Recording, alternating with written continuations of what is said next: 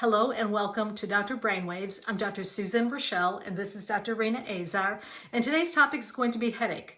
We are going to save the routine headache for another video. Today's headache is really going to be about the type of headache that needs immediate attention, the type of headache that you need to go to the emergency room and get treatment for because it's a potentially life-threatening headache. Correct. 5% of the time when people come to the emergency department with a severe headache, there will be an underlying problem that we need to know about and we need to take care of to prevent death or long-term problems like brain malfunction or loss of vision, for example. The basic principle with the head is that it's a lot of important tissue, neurologic tissue that is confined in a skull. So anything that causes increased pressure in the brain will cause tissue death potentially and permanent damage.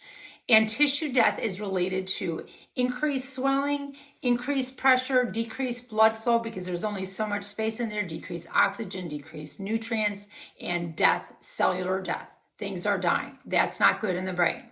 So things that can cause increased pressure include infections, meningitis, encephalitis, brain abscesses, bleeding, internal bleeding in the head.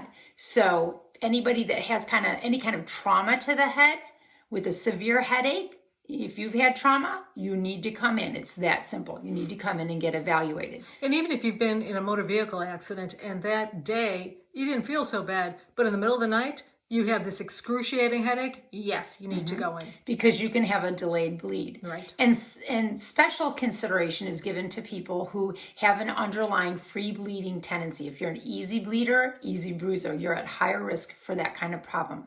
One other little note is that 25% of people who have a very sudden onset of a very severe headache have an intra-head bleed. Absolutely has to be brought to the emergency department with or without trauma. In addition to swelling from infections or bleeding, you can get swollen from high blood pressure, which pushes more fluid into the brain. When the fluid gets in the brain and the tissue gets damaged, even more tissue will start to swell.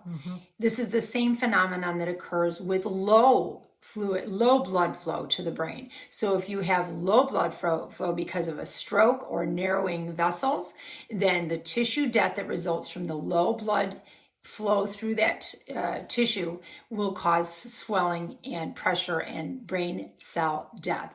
Finally, there's another unusual condition of the eyes where the eyes with acute glaucoma can get occluded or blocked. The fluid builds up, the eyeball gets bigger and pushes up the tissue into the skull of the brain and causes tissue death. And that results in blindness. Yeah, right? Absolutely. Yeah. So these are the many different symptoms that can occur with headaches that need to be noted. We're going to go through the symptoms that, if accompanied by a severe headache, need to be brought to the emergency department. If you have symptoms of an infection, fever, chills, neck stiffness, that's so often associated with meningitis. If you have an unusual rash, nausea, vomiting, if you have an altered mental status, you are not thinking straight, you need to come to the emergency department if that's associated with a severe headache. And more than that, if you have a loved one, because typically if you have altered mental status, meaning you're not thinking clearly, you may not even know to pick up the phone and call. But if you see a loved one who has that again should be addressed immediately. And these days, with people having the ability to check their vital signs at home, if you have a high blood pressure and a headache, if you have an upper number above 150 with a severe headache, you need to come to the emergency department. Absolutely. If you are pregnant and you have high blood pressure, you might know of a condition called eclampsia or preeclampsia that can threaten you and your baby. It happens in the 3rd trimester of pregnancy for the great majority of people. But once again, headache and high blood pressure and pregnant, you need to come to the emergency department. As we referred to the increased eyeball pressure, if you have blurry vision, if you have eye pain, or if you have what we call a fixed pupil, where your pupils are not getting smaller and larger, those are symptoms that need to be brought with your headache to the emergency department. Any kind of trauma, as we mentioned before, also.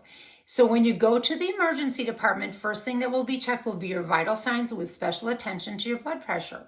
You will likely get some blood work to look for infection, and you may even have an MRI, which is a special type of imaging to look very closely at the brain, or a CT scan, which is a little less sensitive for abnormal conditions in the brain.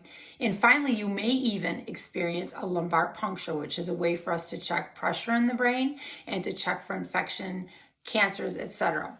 And the way the pressure is checked in the lumbar puncture is when they put a needle in your back and then remove that tissue, and then they send it to the lab. They remove the fluid and they send that to the lab to identify what cells are actually in the spinal column. Yeah. And that is what a lumbar puncture is. And you probably know, if you've ever thought about meningitis or heard about that condition, people with the stiff neck, elevated temperature. I know parents are acutely aware of those symptoms. But again, that's something that requires immediate attention. I love the expression that Dr. Azar uses. She says first and worst. So if it's your first headache and it's a severe headache, and in medical school we're taught the worst headache of your life, it requires immediate attention. So hopefully you have a good understanding of what symptoms that accompany headaches need to be brought to the emergency department. We have other videos on routine workups on more common headaches.